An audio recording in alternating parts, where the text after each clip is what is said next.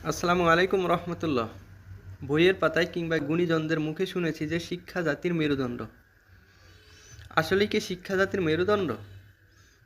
যদিও ধরে নিই শিক্ষা জাতির মেরুদণ্ড। আচ্ছা, এই শিক্ষাকে ধ্বংস করার জন্য অর্থাৎ মেরুদণ্ডকে ভাঙার জন্য মূল হাতিয়ার কি বলতে পারেন? আমি আমার ভাষায় বলি, এই মেরুদণ্ড ভাঙার জন্য মূল হাতিয়ার হলো কতিপয় শিক্ষক। কিভাবে? চলুন গল্পটা শুরু করি। আমার শিক্ষা জীবনের বয়স হচ্ছে 12 বছর। প্রথম দ্বিতীয় শ্রেণীর কথা ঠিক ততটা মনে নেই, তৃতীয় শ্রেণীর কথা বলি।